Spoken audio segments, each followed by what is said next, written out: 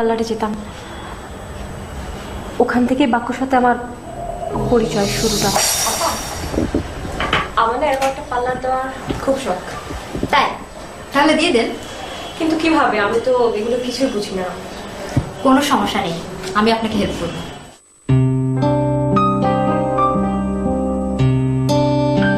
কি ব্যাপার, ম্যাডামের না দেখে একদম থাকতে পারেন না? কি আর করা, আল্লাহ নারী জাতির মধ্যে কত যে মধ্য দিছে।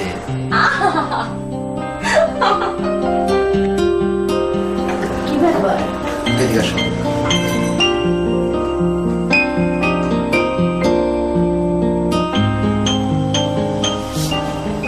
কি করালেন? ভুরুক টাক। বাহ, আমিও ভালো পারি। তাই নাকি? চুল তো অনেক সুন্দর। কি দেন? কালার করলে কিন্তু ভালো হতো। আমি কিন্তু ভালো মেসেজ করতে পারি। সবই পারেন মনে হচ্ছে।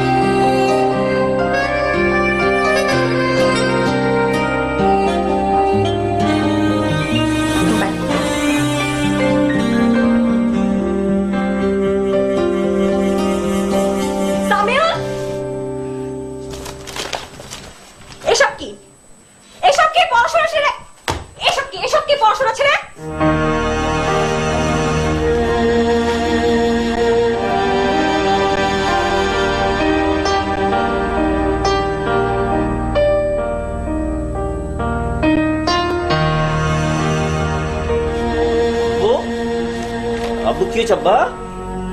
কি চাব্বা? কিছে? কি চাব্বা? হ্যাঁ?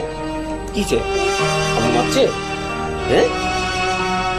আচ্ছা ঠিক আছে, আমি আম্মুকে বকে দিচ্ছি। হ্যাঁ, আর নাম দাও, আম্মুকে বকতেছি। তুই মন খারাপ করো না। হ্যাঁ বা, এই এখানে তুমি আট করো, বাবা তুমি আট করো, বাবা না তুমি আট করো, আমি আম্মুকে বকে দেবো।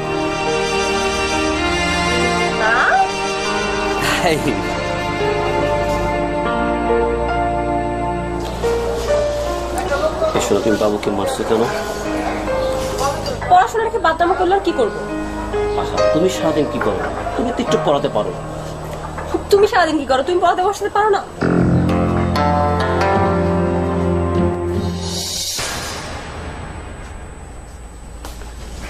না, আপনি আবার কষ্ট করতে গেলেন কেন? আরে কি যে বলেন, আপনি প্রথম আইছেন আমার বাসায়, তাছাড়া আপনার ভাবি নাই, আমারই তো করতে হবে। আমি কিন্তু ভালো চা বানাই, এ বিষয়ে আমার বেশ সুনাম আছে। তাই নাকি? আমার তো ইচ্ছা আছে ভালো একটা রেস্টুরেন্ট দিয়ে দেওয়ার। সত্যি অসাধারণ। আমি কিন্তু আপনার চা খাওয়ার ভালো একটা কায়দা শিখাই দিতে পারি। কিরকম?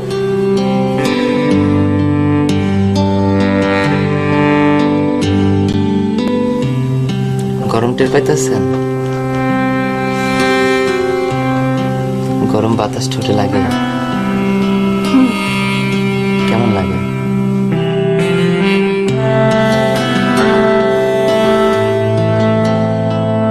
অসাধারণ। চোখ বন্ধ করেন।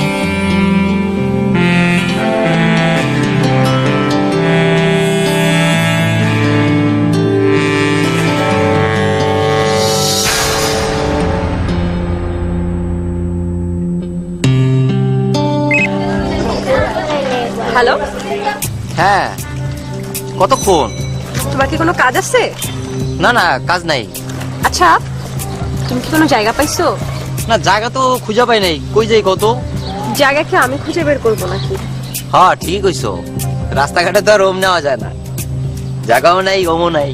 তুমি সামিউল ডিস করে নামাই দিয়ে চলে আসো, আমি ম্যানেজ করতেছি। হ্যাঁ, আমি আসছি। আচ্ছা, ওকে ডার্লিং। আম্মু কোথায় যাবে? কই, আমি আবার কোথায় যাব? তুমি বউদের কথা তো শোনো কেন? তোমার জন্য কি আমি কিচ্ছু করতে পারবো না? আপু কি ফোন করেছিল? হ্যাঁ, ফোন করেছিল। শোনো, তুমি কিন্তু স্কুল ছুটির পর কোথাও যাবে না, ঠিক আছে? আর এই যে বকতেছি না, কানের মধ্যে ভালো করে ঢুকাও।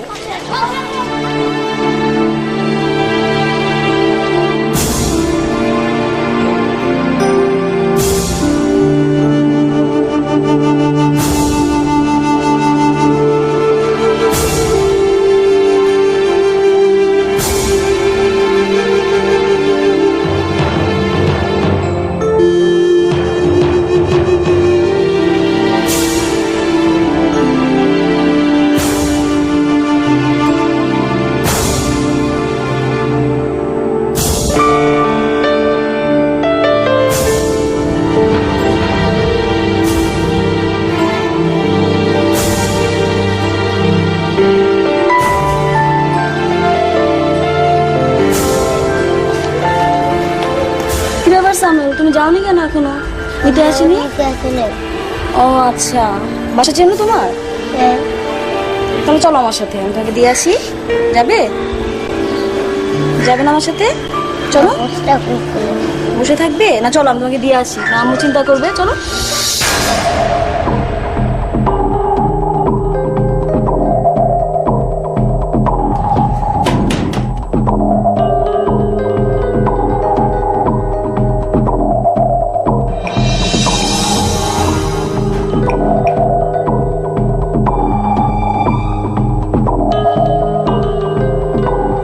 তুমি কি এমন কাজ নিয়ে ব্যস্ত থাকো যে স্কুলের টিচার এসে সামিউলের বাসায় দিয়ে যায়?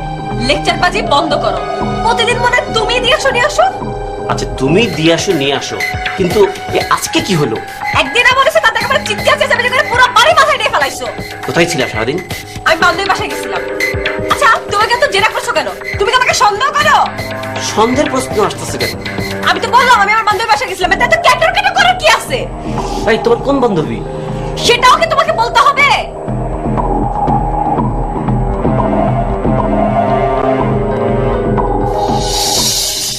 অবশেষে এশার কাছ থেকেই জানা যায় এশা বাক্য প্রেম উপাখ্যান।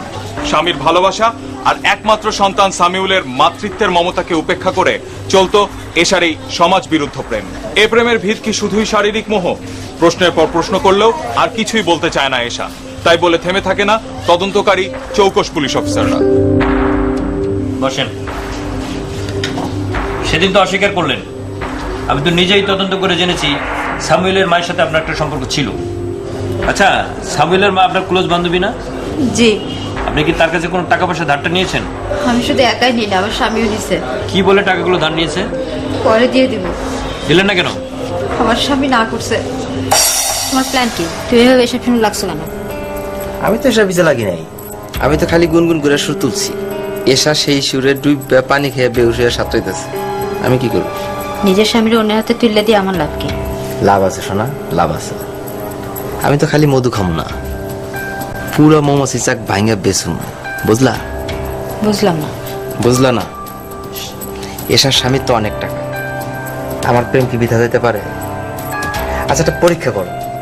কালকে তুমি এসার কাছে টাকা ধার চাও, দেখি তোমার এসা টাকা ধার দেয় কিনা। তোমার কি ধারণা এসে আমাকে টাকা ধার দিব? দিব না মানে 100 বার দিব। এই বাক্যুর প্রেমের পাওয়ারে 60 তোমারে টাকা দিব। দেখা যাক। তুমি আর ক্ষতির টাকা নিতে থাকো, আমি নিব পুরো ব্যাংকটাই। তাই বলে তুমি কিন্তু আবার আমারে। ছি ছি ছি ছি, তুমি হইলে আমার আসল জান, কলজা। ব্যবসা বাণিজ্য অনেক কঠিন ব্যাপার। তাছাড়া তুমি কি ব্যবসা বুঝো? বুঝি না, কিন্তু বুঝতে কতক্ষণ। আর তাছাড়া আমি তো বাসায় সারাক্ষণই থাকি। বিউটি পার্লার আসা তো আর খারাপ না, যদি তো বাসা ঘরে আসে।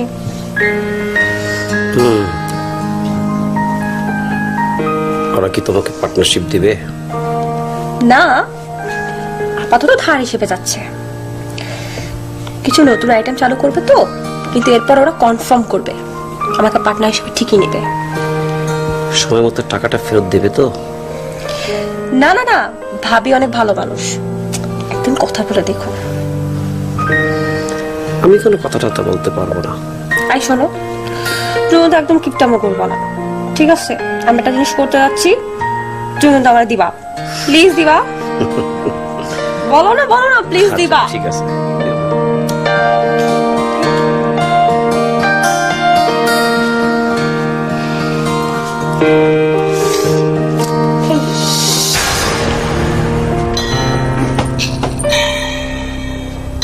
শরীর খারাপ নাকি? শুয়ে আছে যে? খুব টায়ার্ড। ব্যাপক পরিশ্রম যাচ্ছে মনে হচ্ছে। মালকুড়ির খবর কি? মনে হচ্ছে টাকা নিতে পারবে এসের কাছ থেকে। পজিটিভ। তুমি যখন নিতে পারছো, এই বাক্যও পারবো। দেখা যাক।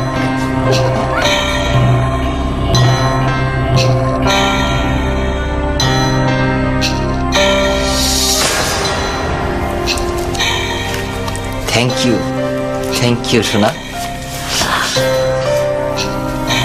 এখন দেখো আমার ব্যবসাটা আমরা কই লয়ে যাই। তুমি খুব বাজে কাজ করতেছো। আর ওই বাক করবো, ও একটা 2 নম্বর মেয়ে। তুমি জানো কেমনে? আমি কেন? আমাদের মহল্লা সবাই জানে। আর আমাদের দোকানদার কি বলে জানো? ও আমার কয় ভাবি আমার একটা মেয়ের সাথে মিশে কেন? ছি ছি ছি ছি, নিজের বউ সম্পর্কে বাজে কথা বলতে তোমার এতটুকু বাদে না? আমি কি নষ্টা? আমি নষ্টমি করছি? তুমি দেখছো আমাকে? প্রমাণ দেখাতে পারো তুমি? সামিউল প্রমাণ, কাজের মেয়ে প্রমাণ। এরপরে কি তুমি চাও তোমার ছবি তুলে দেখানো হোক? কি? হ্যাঁ। আচ্ছা ঠিক আছে, আমি নষ্টা, আমার তালাক দাও। কি হলো, আমার তালাক দাও, আমি তো নষ্টা। আচ্ছা ঠিক আছে, আগে আমরা 15 লাখ টাকা ফেরত দাও, এরপরে যা খুশি তাই করো। আমি একবার দাঁড়াও, 15 টাকা কিসের? 15 লাখ টাকা কিসের? আমি যেটা দিছি 15 লাখ টাকা পাইলে তুমি আমার তালাক দিয়ে দিবে তো? ঠিক আছে, তোমার মতো লোকের সংসার করার ইচ্ছা আমার একদম নাই। ঠিক আছে, তুমি আজকে কও এলাকার লোক আমারে খারাপ কয়, কাজের মেয়েরে তুমি সাক্ষী রাখো, তোমার পোলারে তুমি সাক্ষী রাখো, তুমি পাইছো নাকি? তোমার মতো লোকের সংসার আমি করব না। কখন আসলা? কোথায় ছিলে তুমি এতক্ষণ? কি হয়েছে? তোমার আজকে টাকা দেওয়ার কথা। টাকাগুলো আমার স্বামীরও, টাকাগুলো ফেরত দিয়ে দাও, তারপর আমি আমার থেকে টাকা তোমাকে দিব। সোনা, টাকা তুমি তোমার দিব। ওরা তো এখন টাকা ফেরত দিল না। তুমি তোমার টাকা ঠিকই পেয়ে যাবা। ওরা বলছে বিউটি পার্লার আমার নামে লিখে দেবে, বুঝছো? বিউটি পার্লার তো বন্ধ, এটাতে আমি কি করবো? আর তাছাড়া আমি এই ব্যবসা বুঝিও না। আচ্ছা শোনো, তোমরা আমি যেটা বুঝাই সেটা বুঝো। ওরা কিন্তু লোক ভালো না। তুমি আমাদের বাবুটার দিকে তাকাইয়া আল্লাহর রাস্তায় একটু ভালো হয়ে যাও, আর ওদের সাথে মিলামেশাটা বন্ধ করো। সামিরের বাবা টাকার জন্য অনেক চাপ দিচ্ছে, তোমার নামে জিডিও করছে। আমার নামে? হ্যাঁ, তুমি আর আমাদের বাসায় এসো। হ্যালো সাথী, না আমি বাড্ডা নুরে চালাইছি বুঝছো, এই জায়গাটা বাসা ঠিক করছি। না না, এই জায়গায় থাকবো আমরা। ওই না ওই বাসায় থাকা যাবে না। ওই সামিউলের আব্বা আমার নামে জিডি করছে, আর ওই যে টাকা পাবে বুঝো না। আচ্ছা ঠিক আছে, রাখি। হ্যাঁ, পরে কথা বলবো।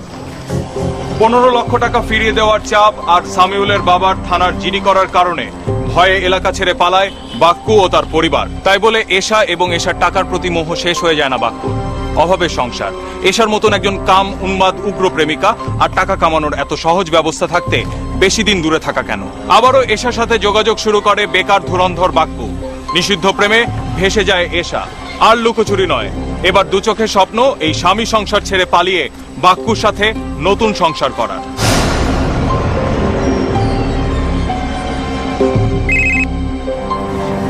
হ্যালো হ্যালো, শোনো শোনা, তুমি আবার ফোন দিছো কেন?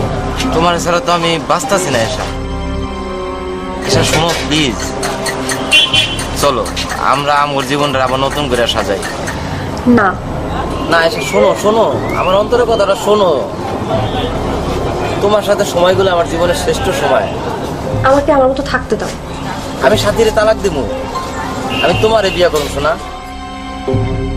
খোদার কসম, আমি তোমার ছাড়া বাঁচব না। এসা প্লিজ আমার কথা একটু শোনো। আবারও নিষিদ্ধ প্রেমে ভেসে যায় এশা।